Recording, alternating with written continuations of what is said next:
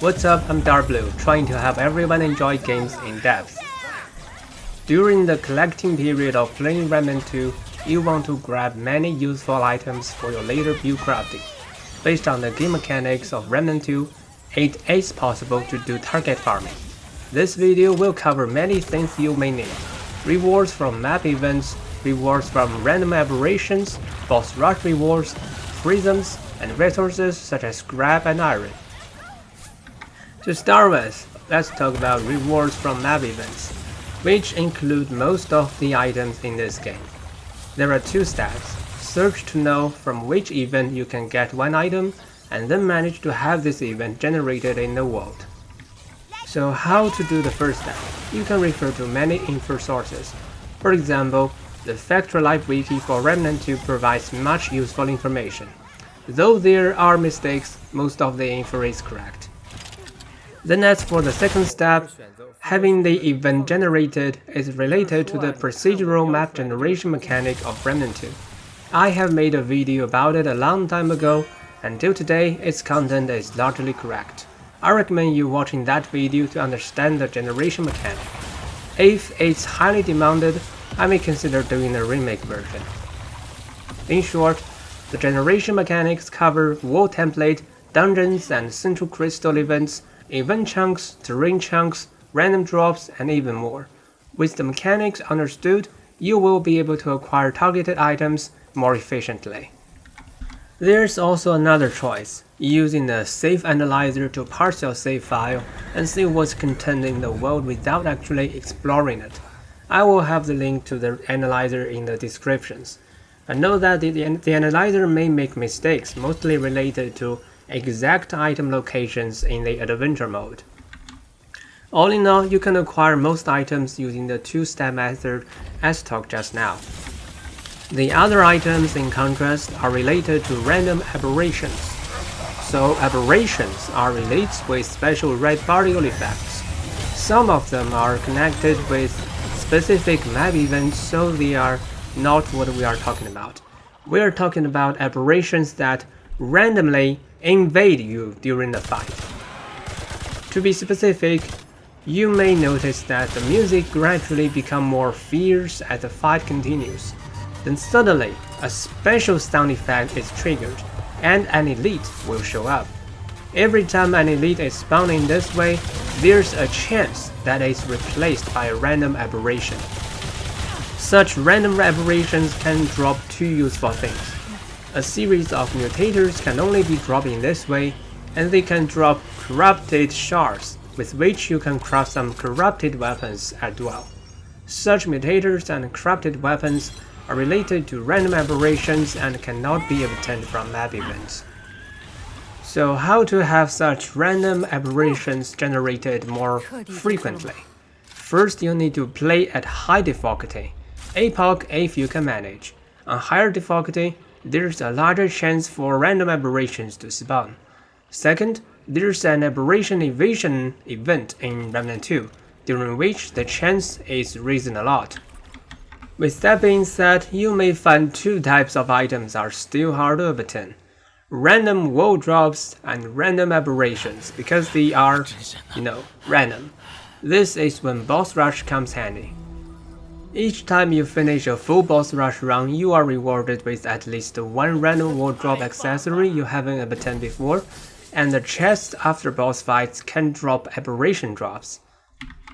So boss rush mode gives you an alternative way for grinding, which might be useful especially when you don't want to or cannot use the save analyzer. Next, let's talk about Prisms, a new mechanic introduced with the DLC update. You need to first obtain prisms. There are 7 in total, and they are identical actually. For how to find them, refer to corresponding guides. I'll focus on how to progress a prism instead. So leveling up a prism requires experience, which is the same kind of resource as how you level up your archetypes. There is information about speed experience farm, but the fastest one I can find still takes several hours, so I actually recommend just playing the game. A fully progressed prism would reach level 51, including 5 basic attributes and 1 legendary bonus. The basic attributes are identical to relic fragments. However, specific attribute pairs can be fused together into one attribute, giving you an extra attribute slot. So in fact, you have 4 infused attributes and a regular one, which is 9 relic fragments in total. For exactly what pairs can be fused, refer to the wiki page. And here's my step-by-step guide to progress a prism. You need to plan ahead what attributes you want at level 51, including 4 infused attributes, 1 regular attribute, and 1 legendary bonus. The next step is progression from level 0 to level 50. To enhance the chance to obtain desired attribute, feed mythic relic fragments to the prism. To obtain such fragments at the first place, you can create an Epoch Boss Rush World and buy them from Duel. Now here's one critical thing to notice. Do not feed all the 9 fragments to the prism at once. Instead, make sure the number of fed fragments matches the number of empty attribute slots. That means you need to feed the first 5 fragments in order and obtain 5 basic attributes. After that, each time you make an infusion and there's 1 more slot left empty, feed the next 1 fragment. The entire procedure is summarized in this figure, hoping to help you better understand it. If you make any mistake during this procedure, you can reset the prism after leveling it beyond level 10. After going to level 50, you need to further level up the prism to 51 to unlock the legendary bonus. There are 45 bonuses, and each time you are given 3 choices to choose from. If none of them is what you want, you can reset the prism back to level 50 and do this again and again. All in all, it's really a lot of work, designed for very endgame players.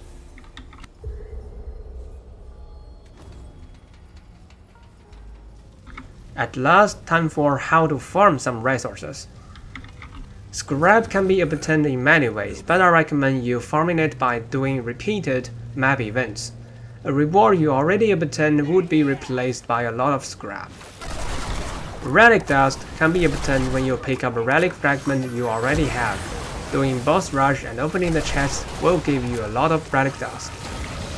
Irons, divided into 4 tiers, can be found all over the map. As you level up your archetype and weapons, the irons in the world will also become higher tier ones. As a result, you actually have quite many hardened irons, but the other 3 tiers of irons can run short. To this end, you can purchase low tier irons from Cass at Wall 13. Luminant crystals are dropped by all kinds of elites, so just play the game and you won't run short of them. Corrupted luminant crystals are dropped by aberrations, both those connected to map events and random aberrations. I recommend farming the first speaker in One True King DLC, who drops 7 corrupted crystals per kill. Simulacrums are obtained in one of a few fixed locations. I recommend doing Lonesome Night Weaver runs and check out the Madhouse. Simulacrums are usually spawned here. After picking it up, just go back to Wall 30 and generate a new adventure world. I hope this video helps you better collect items so that you can better enjoy build crafting later. If you want to play games into depth together with me, don't forget to like and subscribe. Thanks for watching, see you around.